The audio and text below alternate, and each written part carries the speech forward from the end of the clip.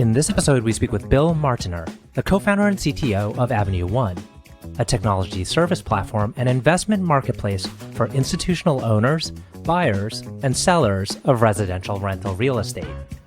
With deep experience in driving growth and innovation for the financial services industry, Bill co-created Avenue One in 2020. The company's platform connects local experts to institutional capital, making investing in housing, debt, and equity more efficient for institutions while also supporting local businesses. With a highly impressive technical background, Bill was previously head of enterprise technology at Compass, CTO at York Capital Management, a founding partner at VenturePM, and the head of IT and operations strategy for Nomura Securities. I'm your host, RJ Lumba. We hope you enjoy the show. If you like the episode, click to follow. RJ Lumba is the executive chairman of Market Insight Media and the managing partner of GrowthCap. He is the host of Great Entrepreneurs, a podcast for driven entrepreneurs and business owners. Our podcast covers all topics related to the entrepreneurial journey, from ideation to execution to optimization and to reaping the rewards of a well-run business. In the minutes ahead, we'll share with you unique insights and tactics from some of today's most accomplished and inspiring entrepreneurs. Bill, thank you for taking the time to chat with us today. It's a delight to be with you. My pleasure. Thanks for having me. This is going to be very interesting to our broader audience because you actively work in an asset class that we all know quite well. So let's go into exactly what Avenue One does in, I guess, the investing landscape. Sure. So let me start off with some headlines for what we are and what we do, and then we can dig down a bit into the specifics.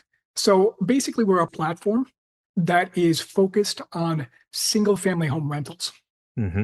What we do is we act as a platform that bridges the large institutional capital with very local owners of these assets and real estate service providers.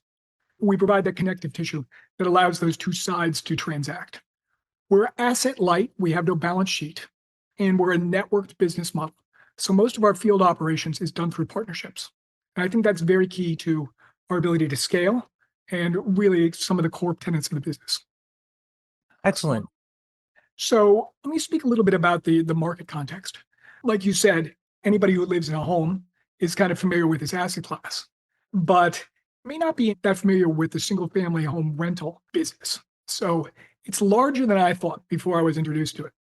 So we're talking about 15 million homes in the US with an asset valuation of about $4.7 trillion. Now, it's kind of a sneaky asset class in that it's not really held by any large investors to a large extent. About 96% of this is owned by smaller investors. Think successful dentists, or like a guy who opened a gas station, opened another one, and then started buying homes, renovating them, and then renting them out as an additional revenue stream. Most of these things are held by investors who hold less than 10 of these assets. And because it's held by these small investors, it's not terribly efficient. These are not professional investors as such. These are not professional landlords very typically. And a lot of times they'll do a job for their tenants, which is not as good as it could be. So a $4.7 trillion addressable market is a big one. Now, there are institutional players inside this space, and you'll recognize some of the names. American Homes for Rent, Pretium. There's some very large players in this space. They're getting a lot of headlines. But again, they're only really controlling about 3% of this market. So it's very nascent from an institutional standpoint. Mm-hmm. And if you ask yourself why, it's honestly because it's an asset class that's kind of a pain in the ass. So if you have the ability to invest in a multifamily unit or really any other asset class, your life is a lot more simple. So if you can just make loans with that same money, then all you have to worry about is collecting the payments. If you invest in a multifamily property, you could have 200 units at the same address, which means that you could put one super in that building and you could service all of those units pretty efficiently. Now, enter single family home rental. These are all individual assets. This is scatter lot real estate investing. It's all over the place. Every home is weird in its own way. These are built at different times. They have different mechanicals. They have different problems. And it's highly, highly, highly local. The kind of problems that you'll run into in the Phoenix market is distinctly different than the type of problems that you're going to run into in Orlando, Florida. So that's kept institutional investors at bay from this asset class for some time.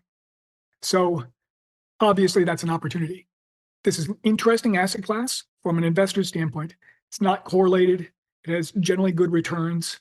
And, it's something that a lot of larger investors want to get into. But there's such barriers to getting into actually managing them. Those large institutional investors have had really only two choices to get SFR exposure. They can go to one of these funds and pay the heavy promote that's involved with that exposure, or they can build out their own operations. They have to build their own acquisitions machinery. They have to build their own transactioning machinery. They have to build their own inspection and renovation machinery. And then they need to manage these things on an ongoing basis. So that's also rather expensive. So either way, they either have little control and a high promotes, or they have a lot of overhead and a very long time frame to get that exposure. That's where we come in. We're a turnkey solution for these type of investors that will allow them to get SFR exposure in as turnkey a manner as possible. But that's not enough. They'll also need to see scaled investment. So we can provide not only turnkey, but scaled investment in SFR. And again, we do this by not holding balance sheet with this networked model, which allows us to build into this scale and have these efficiencies. That's basically where we are, what our market context is, and what the business is all about. Entering into the business of networks and marketplaces is extremely challenging. Do you build one side first to get to a critical mass, then to attract the other side? Do you build up both sides simultaneously and actively promote the marketing of each side? The thing that sounds complicated here is gathering these individual properties and getting into communication with the owners to participate in your market. How do you go about doing that? Well, that's something that's structurally advantageous about this market. So if you own a home, like I do, you know that when you need something done with real estate, there is already an existing network that's on the ground. So your real estate broker knows inspection professionals. Your inspection professionals know construction professionals. Your construction professionals know property management professionals. And everybody kind of knows everybody on a local basis. The problem is it's fragmented. And the problem is that it's organic and not designed. And the connectivity that exists between these participants in that market is really word of mouth. It's just straight relationships. So structurally, what's been an advantage for us is that once we get a foothold into the local network, we get passed around by word of mouth. And so we can bring these folks into our business model because they're doing it already. And we're just in a more efficient way of doing it. And we're showing up with institutional capital, which makes it much more engaging to get involved with this. So that's been an approach. Now, to do that, we need to stay very, very, very focused on the service providers and the local owners of assets winning through their engagement with us, that our interactions are as frictionless as possible. It's a good value proposition for everybody that's involved. And that's why it's so important to understand the business model as a two-sided network. On one side, we've got these institutional investors. On the other side, you have these asset owners, and you've got these service providers, and all of them are customers. We're just the place in the middle that brings them together and allows them to transact. Mhm. Now, are the institutions on the one side of the platform, are they seeking to own all of the real estate? If for the owners in the local communities of these homes, they're getting, rental income. So are these folks looking to exit completely from the property? Some are, some aren't. So it depends on where the local landlord is or, where the seller of the home is. Mhm. So if a seller's moving, sometimes we'll buy off the MLS. and we'll make it a rental property. But that's less and less. Most of our business is coming from local landlords, either want out of the business or they want to divest some portion of their portfolio. If you're a landlord like that, let's say you have 10 units, you may not have a lot of liquidity and you still got to live your life. So what are you going to do? Mm-hmm. And is the other efficiency you introduce on the services end? You talked about maybe property management.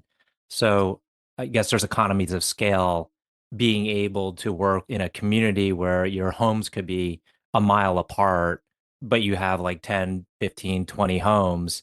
Your property management company can do that with like two people. So, like, we're not a property management company. Hmm. We work with property management partners. So, your point is well taken that in any given area, two people could service these homes.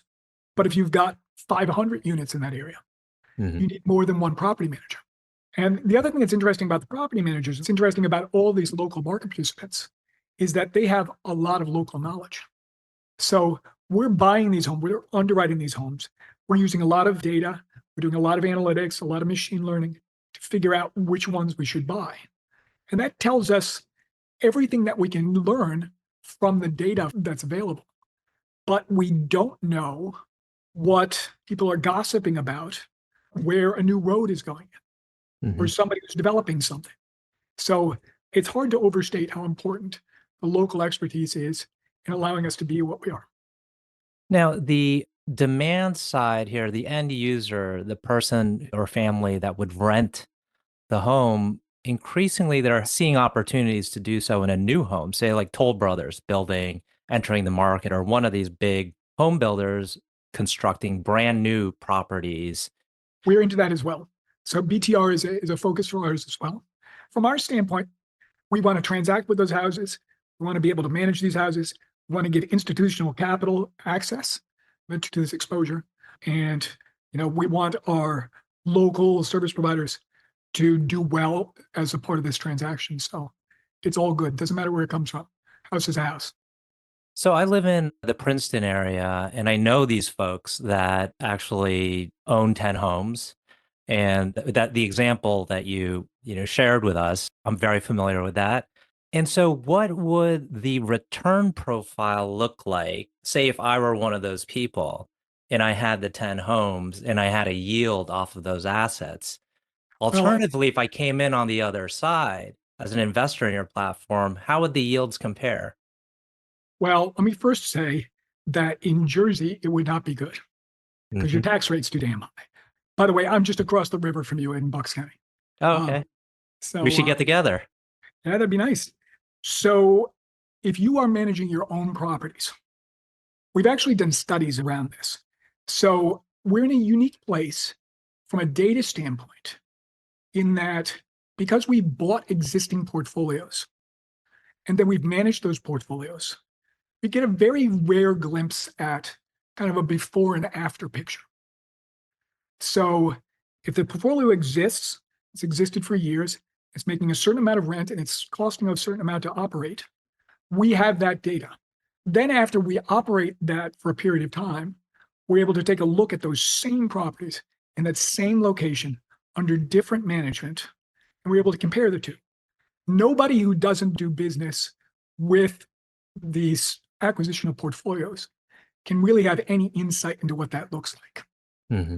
What we've found and what we can show statistically is that there is a 15% management premium in our favor for those that are professionally managed versus those that are managed by a smaller landlord. Hmm. There are economies of scales that kick in. There is better knowledge of the market, better ability to set rents, a better understanding about what renovation scopes will maximize a rent. And all of that comes out to be a really powerful effect.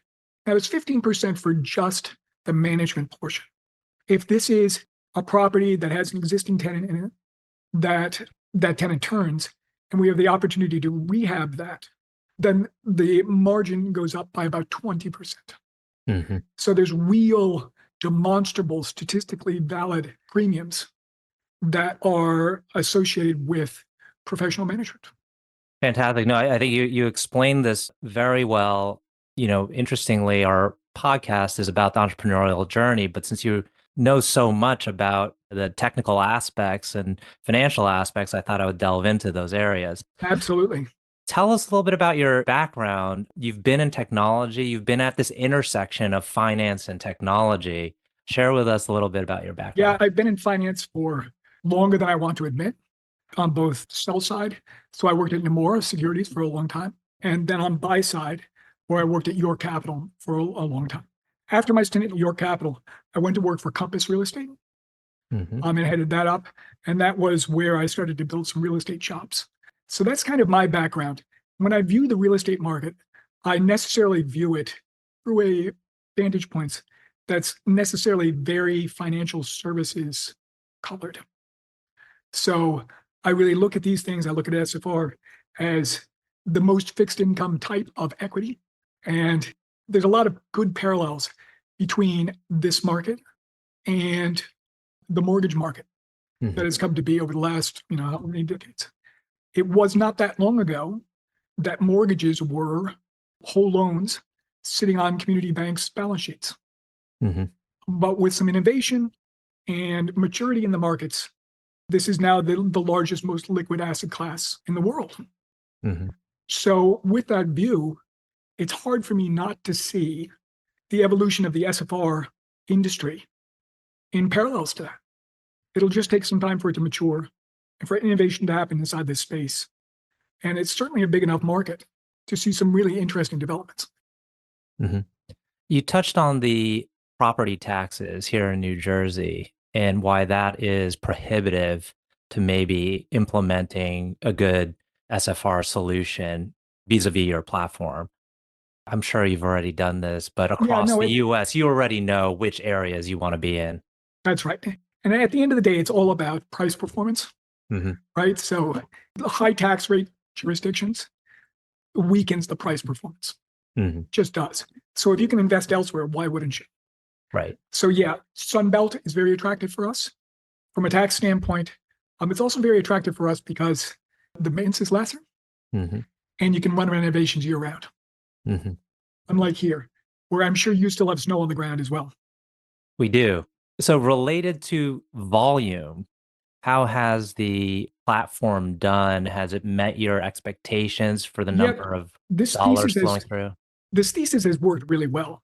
In the last week, so we're 4 years old now, and we did a lot of this very deep thinking about the network model, how we were going to operate during the last really snowy winter we had, which was a number of years ago. And so now it's time to take a look at these things again.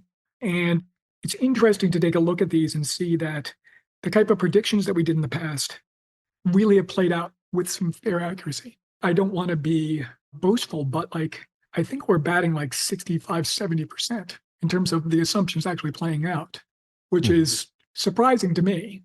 But this is a platform that's deployed over $2.2 billion. Mhm. Our average revenues during the time that we've been alive have been above $50 million a year. We've seen peak revenues of $80 million a year and a peak EBITDA above 40%.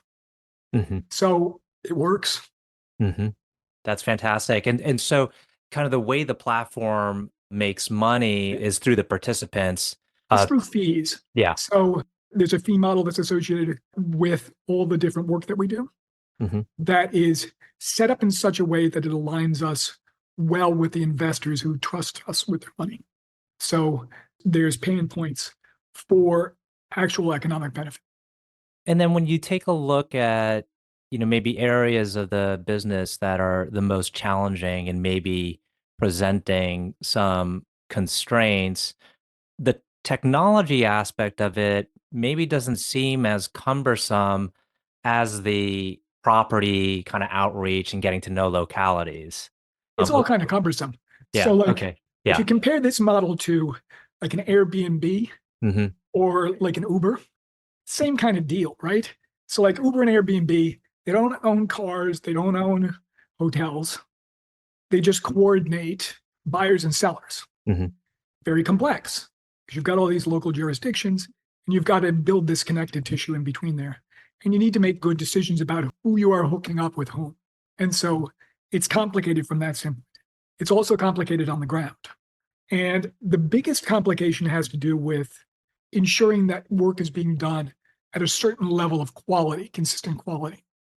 So we do have boots on the ground in all these different jurisdictions, but the technology and our processes that have grown up really are around delivering good quality product at a competitive and dependable price point. A lot of the work has to be done around that. So there's a lot of variation under the hood there. But at the end of the day, if the quality is good, if it comes under a certain price point, if it has a certain yield, then we've done the fundamental good stuff for our stakeholders. Does anyone get displaced from what you're doing? It seems like you're a big enabler. Avenue One is enabling all the participants to do what they do better. I think that's what turned us on right at the beginning of the business. So we looked at this huge opportunity. The approach was logical and the approach felt good because everybody wins. Investors get access to this asset class. Local service providers, whether local landlords or local home sellers, get access to liquidity if they need it. Local service providers get business, and we have pumped tens of millions of dollars into places like Charlotte, North Carolina, and had real impacts on that service economy. And at the end of the day, the investors get an attractive yield that's not correlated and that they can actually get up to the scale that makes it interesting to them. So everybody wins.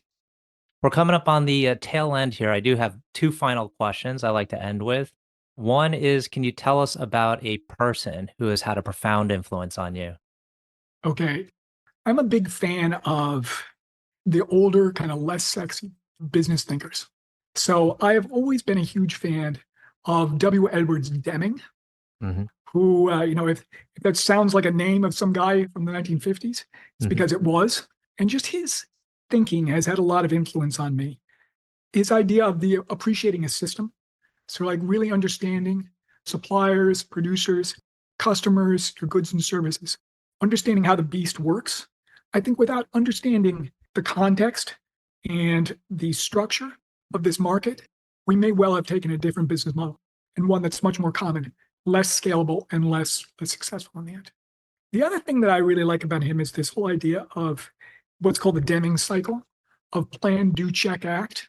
Because I think if there's one thing that you need to do as an entrepreneur, so you need to be willing to fail and then willing to learn from that failure. So by approaching a lot of things from that standpoint, okay, you do your homework, you plan as well as you can, then you got to do what you got to do. You got to have some execution discipline. But then after you do, have the discipline to check that you did the right thing, have the humility to understand that not everything's going to work out, and then act to correct that, and then keep on going through that cycle. That's a thinker that I encountered pretty early in my career and has really guided a lot of my thinking. What's funny is a lot of those same things, a lot of things that Deming says, is all the stuff that gets branded and revamped in the popular press. So customer focus, fanatical customer focus, that's just an echo of Deming. This stuff is nothing new under the sun. Last question. Can you tell us about a charity, cause, or other endeavor that you're passionate about? So as a technologist that lives in the woods, I've got a couple of different focuses. I have been involved with the Electronic Frontier Foundation forever. They're like an ACLU for the digital world. I've been a supporter for them for a long, long time. Their privacy concerns, all the rest of that stuff, I think is such a necessary offset to the pace of technological innovation in the world today that I think they're very, very important. I'm also a big supporter of the Nature Conservancy, and their efforts to protect and preserve wild spaces. I think that's a huge need in today's world. Lastly, so I'm a person with ALS, and because of that, that's what Stephen Hawking had. Because of that, I've become much more involved in the research and support efforts around the community that are dealing with that disease. Well, Bill, this has truly been a wonderful conversation. Thank you again for taking the time. I know our audience will find this very helpful. Thank you. My pleasure. Take care.